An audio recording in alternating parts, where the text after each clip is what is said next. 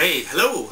Richard Chase here with iHeartHealy.com, and we're going to continue with Healy Mechanics School. Last week we talked about how a wing creates lift, and there was a couple other things besides the just the command effect that causes the air to cling to the back of the wing and then push downward. And because it's clinging over here, it's stretching the air out here, creating kind of a vacuum up there and a low pressure system. And it pulls the wing up backwards as you're moving forwards. You also get some deflection off the bottom of the wing if the angle comes up. If your angle of attack comes up like this, you're going to get some deflection off the bottom. And in all actuality, when the first part of the this first curved part of the upper wing is kind of parallel to the wind, this is your optimum angle of attack, because it's going to cling to the back of that wing and pull down the farthest and give you the most stretch up here and lift the wing the hardest. So, and then once you go up here, it's too steep and it won't cling to the back anymore, and it just creates turbulence. So kind of right here where it's parallel is the sweet spot. And so if you hear somebody talk about angle of attack, you'll get some lift here, but not so much. This is actually causing the air to have to go up. And then over here it's going down, so you get some lift there. But to get more lift here, because now it's curving farther, and you're getting a little deflection off the bottom.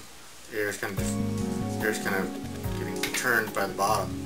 But there's a perfect spot right here where the air's coming in, and it's like parallel to that curve, and it's just got the right curvature. So as it's curving, it keeps curving away, and it keeps clinging all the way down to there. All right. Enough about lift. I do need to balance a set of blades, and that is definitely wing related and lift related. So we're going to move to that this lesson. And next time I'm going to talk about motors. Thrust. So I got a new blade balancer from Healy Max. I don't always use blade balancer. This is the first one I've ever had, so I'll try it out here and see what happens. I'll show you the other way too. This is how I used to do it. First we'll do it the old way, then we'll do it the new way. The old way is you take an old shaft or something round, an X-Acto knife or something round like this. First of all, what you want to do is find a spot where they're equal distance away from the hole. So you take your bolt,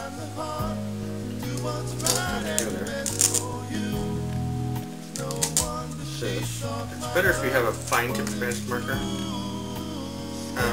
If you notice, when I bring these together, the little drawing on the wing where those black come together, they're not exactly coming together at the same time there. So you cannot necessarily use that as an indication of where things line up. So I'm going to go ahead and make a mark on the other one.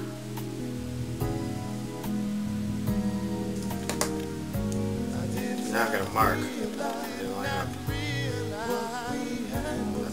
Now when I set them on this roller here, I want those marks to be in the same spot, because that's equal distance away from the root.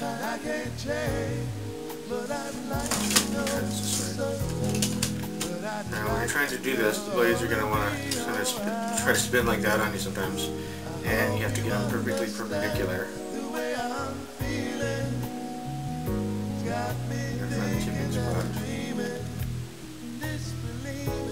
So it's a little light on the end, but the other one tips right after it, pretty close to the same.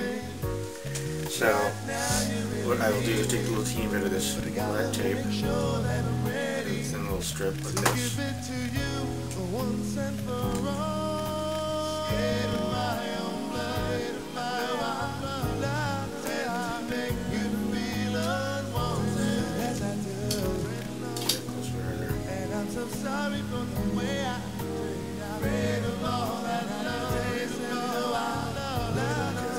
So these are pretty well dynamically balanced now, but we want to know exactly where the center of gravity is on these guys.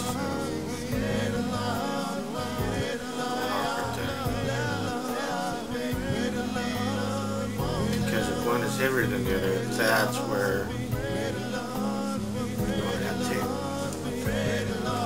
I assume there's no covers. Plus, it's really even more difficult to balance the bigger blades. So, here is this blade balancer.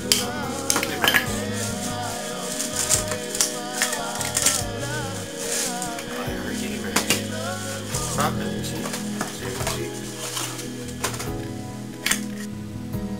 bias is the thing that just twisted it a little bit.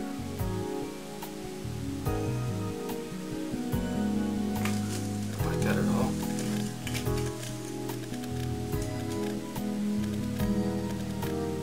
Getting loose. This is a good tip for buying things at your local hobby store. Because I went to the hobby store, I still got the receipt right here. I take back. Because I don't particularly like this. There. At this point we're just looking for dynamic balance of weight. In other words, on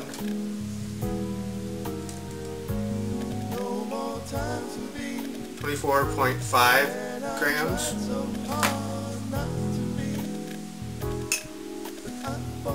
24.7 grams, 4.7, 4.5,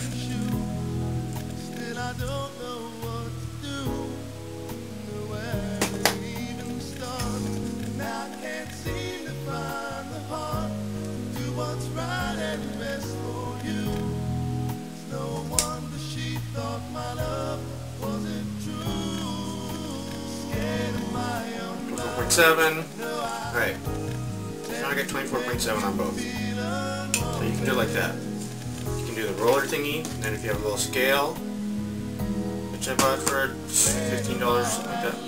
But we want the center of mass on each side to be the same. And then we want the weights to be the same. So we're dynamically and statically balanced. I guess it's this way with the cursor here. So, after lift, dynamically being able to balance the blades is a pretty important thing for a mechanic to know. So, I'm glad you watched and you understand a little bit better how to balance your blades in a couple different methods and a balancer that perhaps you should not buy.